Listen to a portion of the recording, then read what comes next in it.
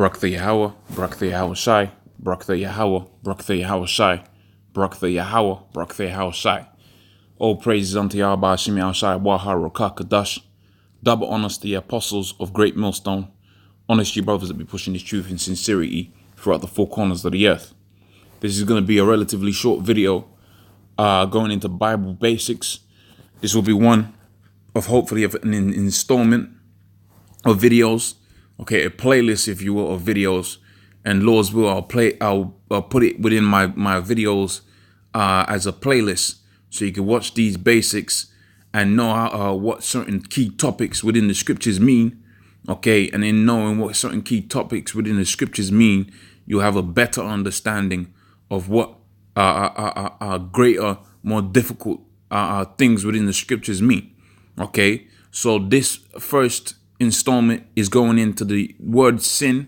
Okay, and ultimately what you're gonna see within these scriptures when we're talking about the law and when we're talking about sin and therefore the redemption from sins, we are talking about the actions or the things, okay, that was not permitted for the Israelites to do.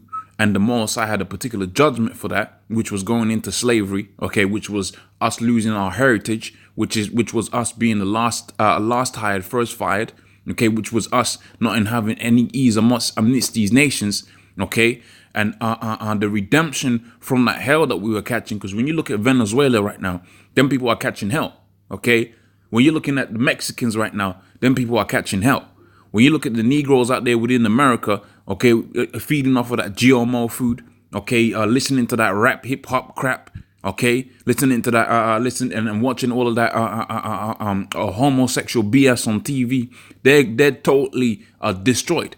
But when you look at the other nations, okay, like the Moabites, they'll come from all the way from China, okay, set up businesses within America, okay, get all kind of credit and prosper within the same neighborhoods where you got our people living there, okay, selling them garbage food.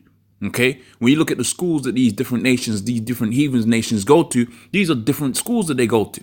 Okay, they got a better education. Okay, they got a better social economic background. Okay, for a lack of a better time, and that's all dealing with the law and the breaking of the law, which was given unto the 12 tribes of Israel. Okay, so this basically goes to show you that although these people sin and they're gonna get a judgment for their iniquity, okay, the sin that's prescribed within the scriptures as pertaining to the law, okay, that was for the Israelites, man.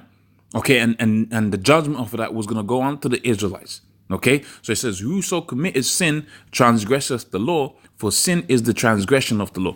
Now let's go to the book of Psalms, the 147th chapter and the 19th verse. Okay, so the book of Psalms,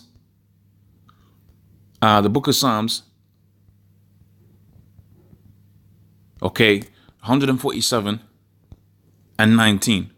Okay, so this is Psalms 147 and 19. He says, he showeth his word unto Jacob. Okay, his statutes and his judgment unto Israel he hath not dealt so with any nation, and as for his judgment, they have not known him. Praise ye the Lord. So you can see there clearly, okay, the Lord gave the law, statute, commandments unto the 12 tribes of Israel. Now you go to where a lot of people, they say, okay, the New Testament, that was gonna this, that, and the third. Well, first and foremost, the testimony of Yahweh Shai was what? Okay, of the spirit of prophecy. Let's get into that scripture right quick, and I'll come back to this. Okay, and the prophecy, we're gonna see about the prophecies, man, in a second. And you're gonna see they're dealing with who? They're dealing with the 12 tribes of Israel. Okay, so let's go to the testimony, okay, of Yahweh Shai, whom the world ignorant calls Jesus. Okay, the testimony of Yahweh Shai, you're gonna find out this is dealing with prophecy. Now, when you deal with the scriptures in terms of prophecy, okay, you find out some mysteries, man. Okay, for instance, the virgin birth. You deal with that on this historical thing that they push out there within the churches. You find out that history that they're telling you was falsified, meaning to say it was created. It's fake. Okay, when you go into the times of the Lord being born, that was via having Mary having sex with Joseph. Okay, but when you go into the pagan religion, you find out they push the pagan. They mix the pagan religions along with the religions of who? along with the religions of the Israelites, because you had a lot of Israelites during the times when the Greeks was coming in on the scene and they was turning into the Romans, and the Romans had control of the known world at that time. You had a lot of the pure Jews, okay, the Israelites, okay, Judah, Benjamin, and Levi, and all 12 tribes of Israel, okay, the remnant of the 9 tribes, which was with Judah, Benjamin, and Levi, because the kingdom was split, and the 9 tribes went over into the Americas, okay. Them Jesus that was up there, you had a lot of them that was in the government that was really seduced by the way of the heathens, man. So when you had the Council of Nicaea, you had it to where the certain Jakes that was on the scene, they said, what? Let's mix it all together. Here it is, you got it to where you got schisms. You got it to where one party wants to go with the, what was known as, I believe it was the pious ones, that wanted to go with the pure, raw Judaism. And then you had another party that was going with what? They wanted to be Hellenists, man. They wanted to be all out Greeks. So they said, look, let's just appease both parties. Okay, because remember, when we're reading about the scriptures, you're not just reading about the history of what happened with particular people. You're not just reading about prophecies. You're also reading about how a governments rose up within Israel and they fell apart. Okay, all with reference to what? All with reference onto the prophecies and the scriptures, man. When you're reading about the Bible and the Lord coming back, you're reading about how a government was going to be established. So when we was established as a province, okay, and you had Judah, Benjamin, and Levi, which made up the house of Judah, okay, you had it to where you had a government within that, and that particular government, okay, had to choose whether they was going to be pro-Greek or against Greeks. You have factions within them that was pro-Hellenism, and you have factions within them that was against Hellenism, and they came a point where they just mixed it together, okay. But when you go via the prophecy, you find out that whole pagan doctrine of Easter, you're going to have Easter in a couple of days, that's not biblical. You had Christmas, so-called Christmas a couple of months ago, that's not biblical, man. The virgin birth, not biblical, okay? Because if you go via prophecy, you get the understanding of the scriptures, man. Okay, so we're going to get what's the prophecies going to say as it pertains to the Lord? We're going to see that, okay? So it says, Revelations, the 19th chapter and the 10th verse, and it says, and I fell at his feet to worship him, and he said unto me, see thou do it not. I am thy fellow servant of thy brethren, okay, and that I have the testimony of Yahushai. Worship the Most High, for the testimony of Yahushai is the spirit of prophecy. So if you ain't into the prophecies, man, you ain't coming in the spirit of Yahushai. And what you find out is when you go via the prophecies, man, everything makes clear cut sense, man. Okay, but when you go via what's known as religion, okay, what you taught within the churches, what'd you find out? You find out all kind of craziness, because you go out there into the churches, they say virgin birth. You open up the scriptures within the Hebrews, what is it, 7th chapter on the 14th verse? Okay, you find out the Lord was born of the seed of David. You're like, well, hold on a minute, how can he be of the seed of David? And still, it's confusing.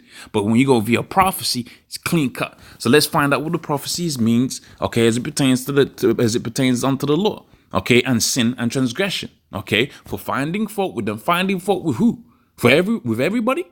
Okay, did the Lord just find fault with everybody, or did he find fault with a specific group of people? Hence the fault, which was what? Which was iniquity, which was them going off, okay, which was them having been given a path and not following that path. Okay, for finding fault with them, he saith, behold, the days come, saith the Lord, when I will make a new covenant, okay, with the house of Israel and with the house of Judah. Now let's go to the book of Psalms 147 and 19 right quick, okay, because this is going to deal with the first covenant, okay, pretty much. Okay, so Psalms 147 and 19, okay. He showeth his word unto Jacob, his statutes and his judgment unto Israel. This is the first covenant, okay. He hath not dealt so with any nation, as for his judgments they have not known him, because they didn't make a covenant with the Lord, okay. The second covenant, which most people call the New Testament, of which really the testimony of Yahushua is prophecy. The prophecy says that what? That he hath, for behold, the days come, meaning to say it was prophecy, saith the Lord, when I'll make a new covenant with the house of Israel. Hold on, what? With the house of Judah? Where the rest of the people? Well, guess what? Going back onto the same scripture that we had just read in a second ago within the book of Psalms 147 and 19, he has not dealt so with them.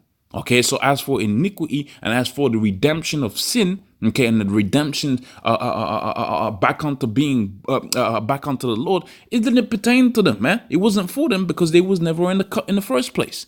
Okay, not according to the covenant that I made with their fathers when I took them by the hand to lead them out of Egypt. Okay, you didn't have Moab up within us. You didn't have Ishmael up within us when we were taken out of Egypt. You had just Jake's up in there, and the Most High said, "Look, this is my covenant, man. Keep it." And we didn't keep it. Hence the reason why the Lord had to come back and shed his blood, so that we was going to be grafted back into the back onto the body, man. That we was going to be at one with the Most High. Okay, so that the wrath of the Lord wasn't going to be upon us forever and ever, man. Okay, this is why we called it the good news, because we had gone off on this. See, you got people out there to go, oh, it's the good news, it's the gospel. Oh, Lord is, God is good. Yeah, but why? Why is he good? Because we had gone off to the point that he had to sell us out there into captivity and suffer one of the worst captivities that's ever been witnessed, okay, upon the face of the planet. That's how hardcore that captivity was. That was a judgment, man. That didn't happen. That wasn't some random event. That was a decision made by the Most High from the foundations of the earth as a punishment, okay, for not following the covenant. So when we say that this is the gospel because we don't have to go through that hell anymore, man, it's the good news because the Lord made a path, man. It was the good news because the Lord had made a path to go back onto his happy side, man. You got a kid and you whipping him, man, okay? You might have the mother come up in there and say, look, that's enough. Man, that's what? That's good news because you ain't getting that whipping anymore. Well, the same thing Yahushua did when he came on the scene. He said look, he was the mediator between us and the Lord because we had gone off on the law, statutes, commandments of the Most High. So he had to establish a new one, and he wasn't going to establish that with everybody because he have not known them. You see, because they continued not in my covenant, and I regarded them not, saith the Lord. Because this is the covenant when I will make with the house of Israel and with the house of Israel, all of Israel. Remember, it was said Judah, with the house of Judah and the house of Israel. Look, it says the house of Israel, meaning to say those two nations, okay, the two kingdoms that were split up, when we put back together, everything was gonna be nice, everything was gonna be crisp. Okay, there wasn't gonna be no beef between the Latin Americans and the Negroes, man. We was gonna be nice, one big family, one big happy family. Okay, in Yahweh Shem Yahushua. And it says, after those days, saith the Lord, and I put my laws into their heart and mind and write them, okay, in their hearts, and I'll be to them a power, and they shall be to me a people. Okay. Now I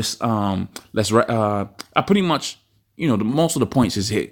Yeah, we could wrap it up on that. Okay, so hopefully that was of edification. That's what it means to sin. That's who sin. Sin is affected. Not to say these people ain't going to be judged for their iniquity. You go to the book of Amos, the 9th chapter. It says that the Lord eyes the Lord power upon the sinful kingdom. Okay, so this kingdom is sinful, and they are going to get judged for that. But when we're talking about the laws and sinning and being grafted back in from that sin, we're dealing with the 12 tribes of Israel exclusively. Okay, so hey, Nineveh got destroyed for what? For their iniquity. Okay, for the idolatry, their witchcraft, etc., etc. Okay, but when we're talking about being grafted back in, when we're talking about the Lord having mercy upon sin, we ain't talking about everybody, man.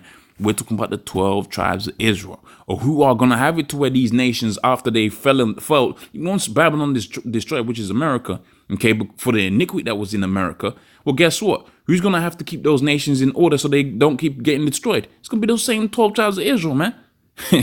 Anyways, that's a different lesson for a different day. With that, I'm going to say, all praise unto Yahweh Shem Yahushua, double honor to the apostles of GreatMillStone, okay, and all praise unto Yahweh Shem Yahushua, Shalom.